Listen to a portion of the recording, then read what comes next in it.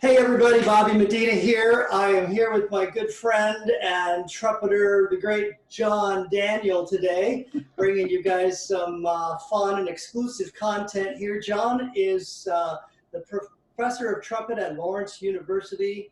He has performed all over the place. He's a man of many styles. He wears a lot of hats in his career. He's played as principal trumpet for a number of years for like San Angelo Symphony, the Abilene Philharmonic. In the jazz world, he's played with Lionel Hampton, Bill Watrous, the great Nelson Riddle Orchestra that used to back up Frank Sinatra. He's got a number of CDs out. He's a Shilkey artist, and just want to say welcome, John. Thank you. Thanks for being here. It's good to be here. So I was just going to kind of start by asking you just to share just briefly, how'd you get started in playing trumpet? What's your story? Well, my father was a band director and choral director and very fine singer, and there was music in the house, recordings, and he'd make wood blocks and stuff for us to bang on. And I remember a particular record I listened to every day called Bozo Down on the Farm. But it turned out to be written by Billy May. Oh, really? The music, it was just for kids, but the whole soundtrack was by Billy May. And so that was kind of my earliest years. And then my grandmother gave us the heirloom piano when I was about 5, and my dad started teaching us all how to play piano and to sing. So he gave us all voice lessons and breathing lessons. I was 5 and I'm learning all this anatomy, and before long he had us singing in 4 and 5 part harmony, mostly because there was some musical talent in the family, but more than that, he's just a brilliant teacher. Okay, cool. He had us all solfeging and stuff, thinking it was fun. Well, it's important, I mean, the first Yeah, thing that I had my kids do when they were very young, and I'm talking like when they were maybe less than even a year old, I'd sit them on my sure. knee at the piano and I'd just have them play a note and sing that pitch. I'd sing it and I'd say, you sing it and find it, because it's a quick way to develop your ear, and that mind sound coordination and pitch. Yeah, I'm pretty sure my dad was doing that. I don't remember most of it, but Do you I'm out pretty of sure curiosity? yeah, it Uh, was, he was just a teacher in his blood and his DNA code, so I'm sure he was doing all that right away. so out of curiosity, do you have perfect pitch or do you just have I relative do pitch? not. I do not. I work at it all the time. When I'm at school teaching, I have my students on one end of the room with their music stand opposite me, and they blow towards me. And on a good day, I don't have to get up from the desk. I either already know what they're playing, or it's simple enough I can figure it out by ear well enough. Hmm. But if they're playing something hard that I've never played, then of course I got to get up and go look at it. But Yeah, I sure. try to pick it up by ear as best I can. I've been doing it that way for about 30 years, and it gets better. But it's weird. Every morning I'll wake up and I can barely match a pitch until I've had a certain amount of coffee. You know, it's wherever the information is stored in there. It's like a language, and it's not my first language. It's the Hmm. second language. So Yeah, that's true. yeah. So what got you into the trumpet specifically? My older brother, a year older than me, started in 4th grade, and I I think I was more interested in it than he was. I mean, I would hear Hmm. him play it, and it came very easily for him. And I remember shortly after he started, Al Hurt and Doc Severinsen were in the Super Bowl, Oh yeah. 1964 or something, and so we saw that. I got excited, and then it was all Tijuana brass all the time. Hmm. And so I would say within oh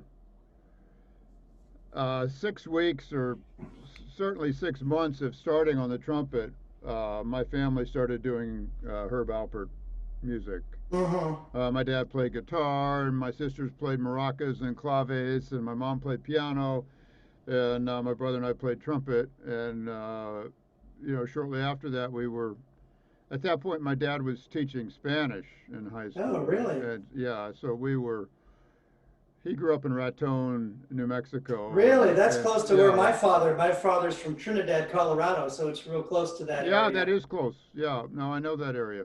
Sure. So yeah, and so we were playing for you know Spanish dinners and whatnot that he had put Mm-hmm. together at different community events, and um, so I was playing second trumpet on Tijuana Brass Well, that's cool. very early. Uh, I was hooked. I was hooked immediately. That's exactly how I learned, when I first learned to play the trumpet, my band director in the seventh grade gave me a fingering chart. She taught me how to start a sound, and I started learning notes. And my parents had a bunch of Herb Alpert records, and he had I get by with a little help from my friends Yeah, yeah, cover, ba, ba, da, da, da, da, da. And I learned actually how to play, which was in the key of yeah, concert E flat. And I started figuring a lot of things out by playing along with them. And fast forward many years later, I have a Herb tribute show that I do. And we travel all over the place doing it every now and then. And it's a lot of fun. Well, well, one of the things that's been interesting for me to hear, I know you've had a really varied career, but you've chimed in on a couple of things on our chat board, I guess we'll say, on our discussion threads here, and it's made a lot of sense. Some of the things you have said.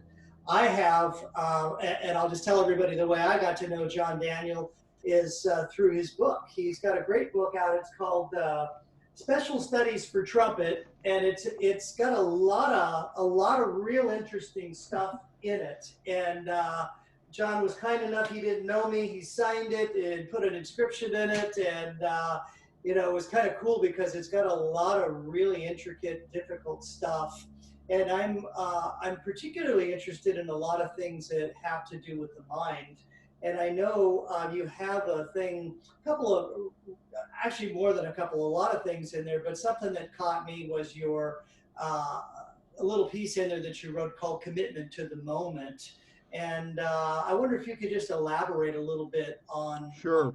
for everybody. Well, when I was in high school, I was around a lot of talent, and I got the wrong idea of what it took to be good. My older brother would play 20 minutes a day and ended up being first chair in All-State.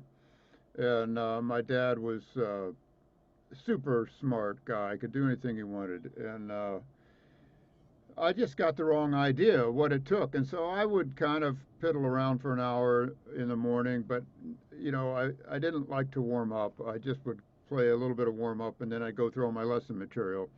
And I just wasn't very smart about what I was doing or how I was doing it. And my teacher, a guy named David Greenhoe, who is still around and he's retired from University of Iowa, but he was teaching at Ball State at the time. I grew up in Muncie, Indiana. Mm, And, I think at that point he was still fairly young, maybe late 20s, and he had the idea that I should be motivated by playing hard music. And so I would go to contests and just, it was a miserable experience.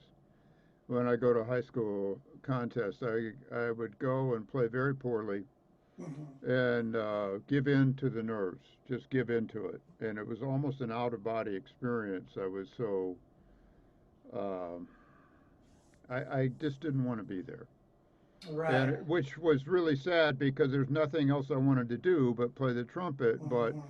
there was something about the reality of the moment that I like to believe I was much better than I was. Yeah, well, a lot of us are, sometimes that performance anxiety takes over, and it's one of those things that you have to learn Well, how to yeah, and get so it was through. my ego versus the reality of the moment, and the ego's desire to survive just made me give up because then it could save itself. In the back of my mind, it was this: well, I have this anxiety or this nervous problem. I'm really a good player. It just I can't, That was some rationalization in there.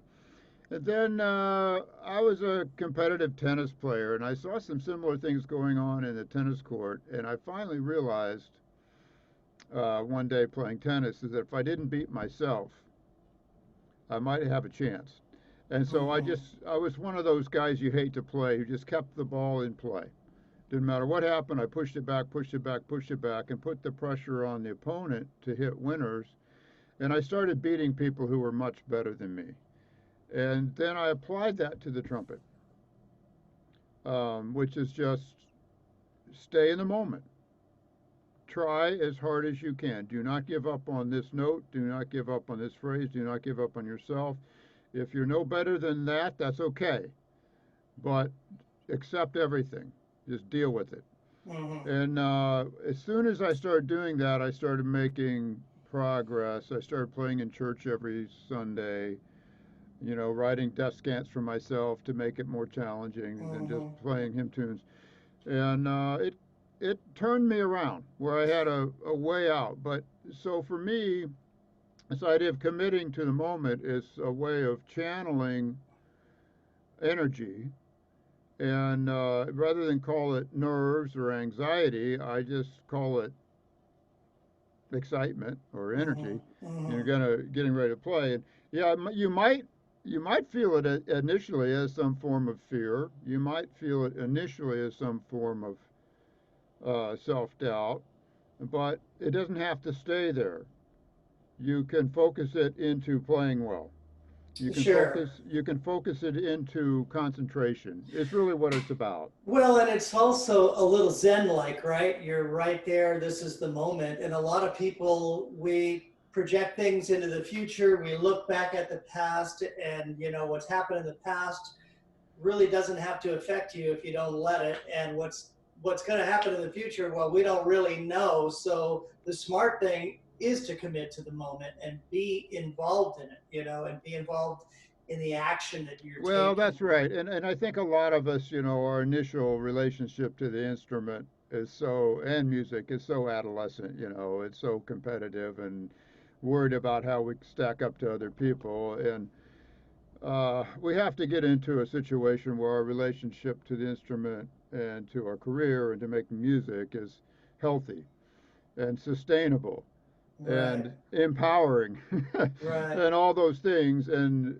yeah, we have to quit projecting, worrying about others. And you know how it is in this business. Bad news travels fast.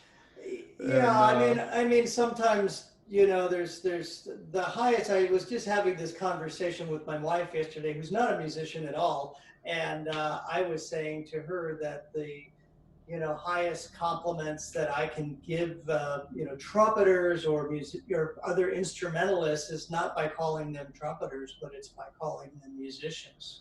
And unfortunately, there are a number of people that they're just only interested in the physicality of playing the instrument yeah. and conquering these things like it's Well, weightlifting or it is something. super interesting, Oh, it's super absolutely. interesting. But what I've tried to do with my book, for example, and exercise in the book is that the primary technique we're trying to develop is the technique of expression. Exactly. So you have control to crescendo, decrescendo, play in tune, make some changes in our tone, not play the trumpet like it's a piano where it's like there's the note, but to actually decide on the sound that we want too. And But the but end all that result stuff is, takes chops. yeah. It's the flip side of it. Yeah.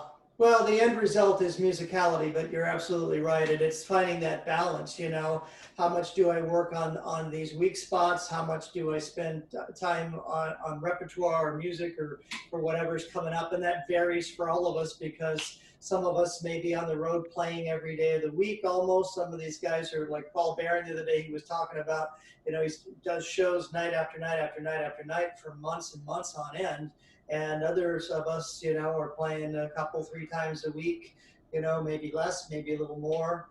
So, and it might be spaced out, throughout the week. It might not all just be on Friday and Saturdays. I do a lot of strange weekday gigs sometimes, and luncheons and corporate events and things. So that's cool. So, so that's important. The commitment to the moment. The other day we were posting up some stuff about breathing and getting back into technique here, which we're starting to talk about a little bit. So something that interested me was your comment on the technique that your father, who you mentioned earlier, he was a singer, and that the breathing technique that he showed you. And I experimented a little bit with it and have been trying it, and it has made a difference. And Oh, nice. I'm not actually sure that I'm doing it Well, correctly. well, So well. I'd Look. like for you to explain it. First of all, everybody's ideas about how to breathe are worth uh, looking into. Absolutely. Like I spent a whole day with Bobby Shue on the wedge breath and Sure. worked on it really hard for a while. And Bud Brisbois had some very specific exercises that he used. There's some exercises in the Jimmy Stamp book. Right. And Mike Vax has been putting stuff out online about Mm-hmm. his Mm-hmm. breathing techniques.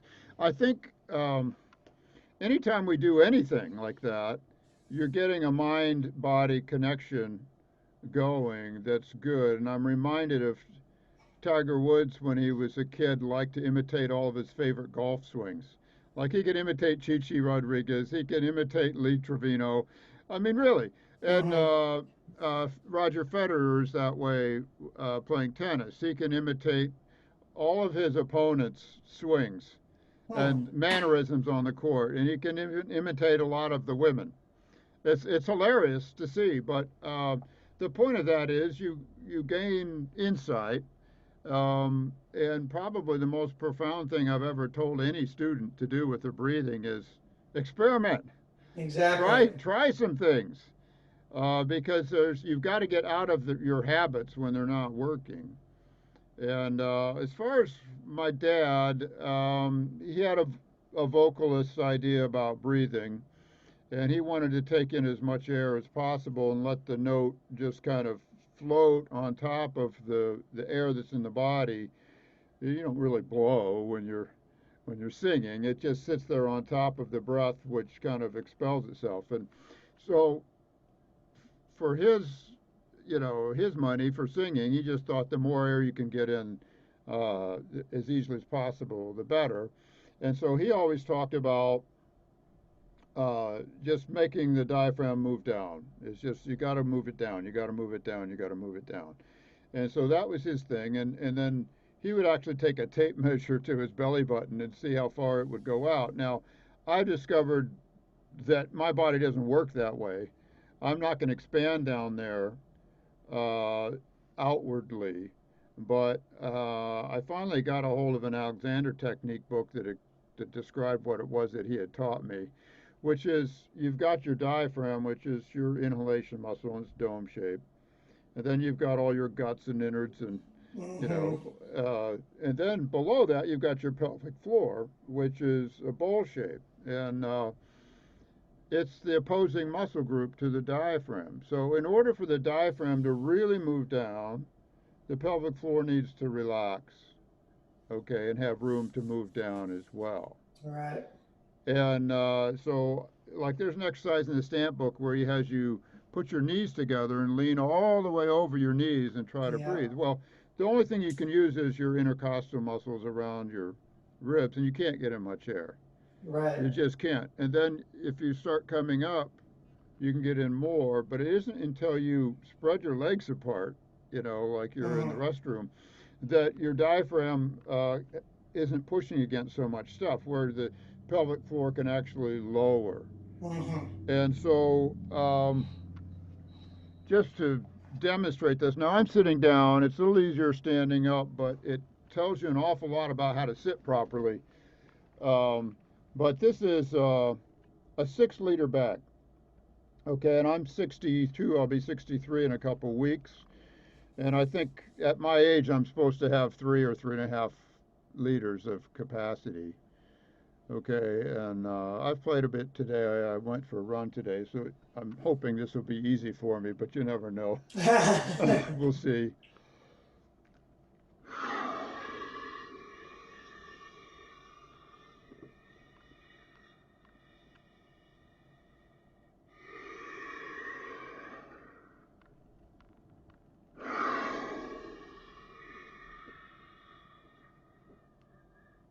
So you can see it's pretty full just on the first attempt.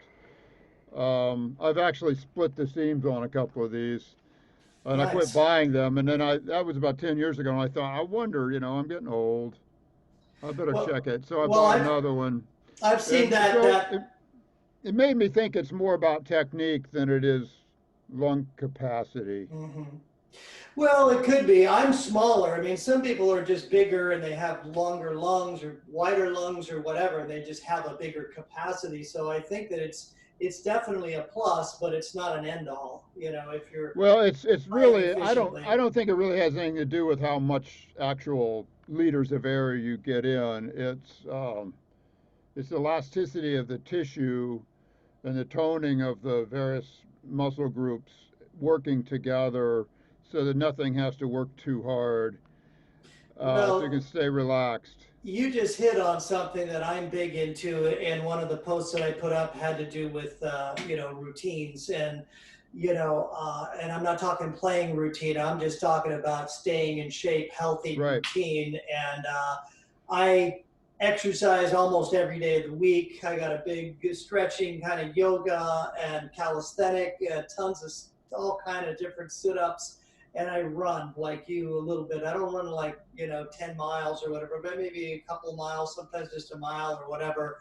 But I really do it to kind of get my cardio going, and also it really has made a big difference in my breathing, and I feel like I it think keeps my lungs elastic, as you're saying. yeah, and it helps us just have enough energy to be productive all day. Yeah, You I know, if agree. I teach a lot of hours, and I try to play a lot of hours, and it's really easy to want to shut down at dinner time and just be done for the day. Yeah. And I that's not a musician's life. you know, No. no, we have to squeeze every day for all it's worth. You know, Right. You so got to stay on it. if you're out of shape, it's not going to happen. No, but Just it, not and going to it feel just like it. you just feel better. I mean, my father is at this point he's like 89 years old, I think, and he's in good shape. I mean, he's amazing, and I hope that I'm in the shape that he's in at that age, or maybe possibly better, but at least what he is. I mean, he gets around great. He's driving, he's walking, and doing all kind of things. And he tells me, he says, your body's like a car. He says the older it gets, the more maintenance it needs. Yeah. And I think he's right in that. So when we're young, I used to run and do all the things that like Claude Gordon used to talk about in high school. And I always felt like back then, it's like, this doesn't make any kind of difference whether I run or not. But I was, 15, 16, 17 years old, and I was in good shape. I didn't feel it like I do now. If I stop exercising for more than 2 or 3 days, I really feel it. Me too. Me too. So, well, those are some good points there. Um, I was also thinking here. You're a Shilky artist. Why don't you tell us a little bit about the gear you're playing on, just out of curiosity? Well, let's see. I grew up like a lot of people. I was studying with orchestral trumpet players, and they pushed me towards Bach. I actually grew up on a constellation, but I had one of those. I still have it. It's around here somewhere. I love it. And but I got a Bach when I went to college and played Bach. Was a Bach artist, clinician for a long time, and then part of when I'm dealing with this book and trying to get more efficient and trying to figure out, wait a minute, there's only so many hours in the day. I need to figure out how to make the most of my time. And I realized that if I hadn't played my C trumpet for 3 days, then I had to spend a good amount of time just establishing my sound and getting reacquainted with the instrument, and the same with every other instrument, Hmm. you know. And so I thought there's got to be a better way. And I was good friends with John Faddis. I had hired him to do a jazz festival at one point, and he stayed in touch. And he, of course, is a shoki artist. And at the time, Pat Hun was the plant manager who was in school with me at Michigan, a guitar student like myself, uh, and the head salesperson was also a guitar student. So we knew each other really well. And I would go to the conferences, the ITG conferences or Midwest conference, and I'd just hang out at the shoki booth because my buddies were there and play horns. Hmm. And so Pat wouldn't tell me what I was playing. He just kept throwing horns at me. He knew I had a piccolo, shoki piccolo. He knew I had the four valve E flat. He knew I had had an impulse buy of a C cornet. But what I didn't know is these were all 450 bore, the medium bore, or Hmm. even really necessarily what that meant. So he just kept handing me horns, and I kept playing them and found the ones I like. And then he handed me the Faddis model, which I assumed would be a good jazz trumpet and lead trumpet. And I, put my lead mouthpiece in there and go, yeah, this is nice. I like that. And he said, I forget what I was playing at the time, probably 1C. He goes, put that in there. So I did, and I started playing like a low trumpet, low Hmm. excerpts like Tannhauser and Carmen and all that, the lowest stuff. Hmm. And it was the best low notes I've ever played in my life, and I'm just staring at it, and he's just laughing. Faddis is laughing, and I said, "Come on, put it to a test." And so I started playing the harder B flat trumpet things, like Halsey Stevens and stuff like Hmm. that, and it was not hard at all. And I'm like, I'm gonna have to rethink this. So just sitting there at the Shoki booth at one of these conferences, the wheels started turning, and Andrew Nauman, who had bought the company, came over and talked to me. He said, take your time with this, but we can probably work something out. And so I ended up buying a B flat, a C trumpet, and a cornet, and they gave me, like great prices, dealer Hmm. discount or whatever. And I've been a shoki artist ever since. And here's the advantage: is I can pick up my C cornet, it's 450 bore. I can pick up my E flat cornet. This is what's in arm's reach. It's 450 bore. I can pick up my four valve E flat, also 450 bore, um, as well as some horns I'd have to go grab. And so it's really simplified the acclimation process, There's a going from horn to consistency there horn. when you're playing all of the same. Well, it's two things. If I don't play a horn for a while, I don't worry about it. I can pick it up and play it. But the other thing is, if I'm like in recital mode or something that I need to be practicing these two or these three horns, it doesn't bother me to pick up on, something else, Hmm. because it's not going to throw me off. So I end up staying in shape on all the instruments very easily, and I don't end up having to play really simple stuff just to establish my sound on a C trumpet because I haven't played C trumpet seriously in 3 days or something. Hmm. So it saved me a lot of time. It's been super practical for me. The other thing That's it seems interesting. That's a point well taken on my side. I mean, I'm pretty much B flat all the way. I pretty much right. play B flat trumpet and flugelhorn. Once in a while, I'll pull out a piccolo, but it's been ages. And I used to play C and that in college and for a little while after, but I went more of a commercial route. So for me, I'm pretty much on the B flat stuff. So, Well, but as a that's as a college trumpet teacher, I've always felt like I need to know about everything. absolutely. And I've always enjoyed it anyway. But Hmm. I'll play in a funk band if the opportunity comes up. I'll play in a New Orleans style brass band if the opportunity comes up. I'm in a salsa band. Play in orchestras, brass quintets, and recitals. Anything that I think my students might need to be trained for, I want to make sure I have some idea what it's Yeah. about. Well, it Uh, keeps your life interesting too as a musician, playing in lots of different situations, some good, some not so good, but yeah, well, that's cool. That's some interesting thing. Well, we're almost out of time here, so I'm just gonna end by asking you a question since this site deals with those of us trumpeters that are 50 years and beyond, what, briefly here, what kind of, do you notice some differences in your playing or in your body at all at this age? And has that affected you positively or negatively? I know it's hard to Well, answer that in a quick. I've been blessed with pretty good health. I had hernia operations when I was younger, mostly genetic, I think. But those were ended up not being a huge deal. I haven't had any major dental issues.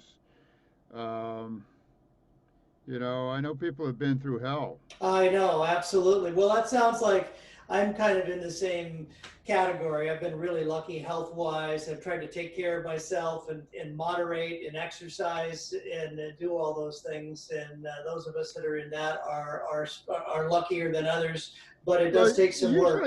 usually if I have a bad day on the trumpet, I know exactly why. It's because I just, you know, played lead on a big band thing the night before, and I just know that the next day is going to be a little slower going, Yeah, or absolutely. something like that. I can explain it. Um, Well, and every day's a new day when we pick up the instrument. The other day, Marc Cajon put up a post and he said, I'm a new student or a beginning student or something every day, and I thought that's, coming from an artist like him, that's something, but I thought about it and he's absolutely right. We start over each day. I think even Herbert Clark said that at one point. So, anyways, well, I just wanted to say thank you for spending time with us here, and I want to remind everybody that this book, I tend to invest a lot in my career, and I purchase a lot of books. I don't just talk about it; I actually do it. And this is a special book, and it's called Special Studies for Trumpet, and I highly recommend it. It's a really it's well thought out piece, and completely self-published, so you yeah. have to kind of look for it. But if you just type in John Daniel Trumpet, if you don't get my website, you'll get a dealer who sells it, Yeah. and that's Well, I fine. would suggest they get it like I did, johndanieltrumpet.com. I think that's the best way. But, well, thank you so much for your insights and spending time with us today.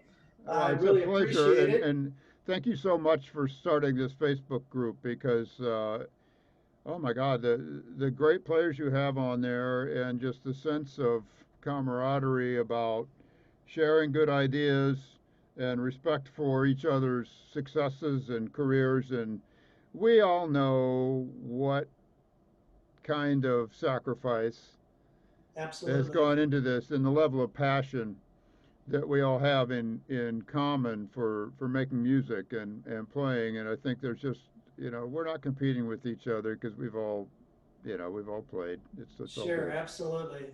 Amen. All right. Well, we'll look forward to seeing you online. Always welcome all your input on the threads, and I hope we get to personally cross paths sometime. Likewise, Bobby. It'd be really Likewise. good. Well, thanks Likewise. again. I appreciate it so much. Talk to you soon. All right. Bye bye. Bye bye.